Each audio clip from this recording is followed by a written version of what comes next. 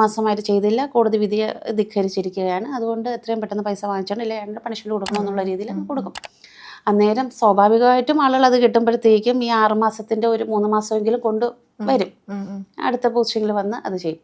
ചില വിരുദ്ധന്മാർ ഇല്ല, അപ്പം ഓബ്വിയസ്ലി അവരവരുടെ ലോയറിനോട് ചോദിക്കും കൊടുത്തില്ലെങ്കിൽ എന്താ സംഭവിക്കുക എന്ന് ചോദിച്ചാൽ ഇല്ലെങ്കിൽ നീ ജയിലിൽ പോയി കിടക്കേണ്ടി വരും.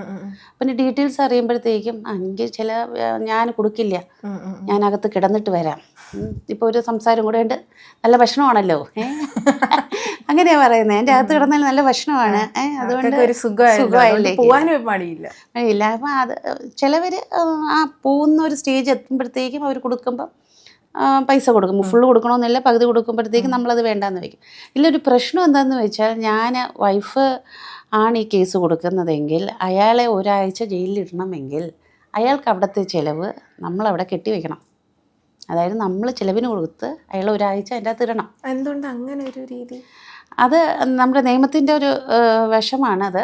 കാരണം എന്താണെന്ന് വെച്ചാൽ അത് പബ്ലിക്കിൻ്റെ കാര്യമാണെങ്കിൽ മറ്റേ സർക്കാർ ചെയ്യത്തുള്ളൂ, പേഴ്സണൽ കാര്യമാണ്. അതേസമയം ഒരു പബ്ലിക് കംപ്ലൈൻറ്റിൻ്റെ ബേസിസിലാണ് ഇത് മാറി വരുന്നെങ്കിൽ ഇതിൻ്റെ വശം മാറും. അതുവരെ തന്നെ എല്ലാ കാര്യവും നോക്കി ക്രിമിനൽ ഒഫൻസായിട്ട് വരികയാണെങ്കിൽ അത് നോക്കി ആ രീതിയിൽ പോവും.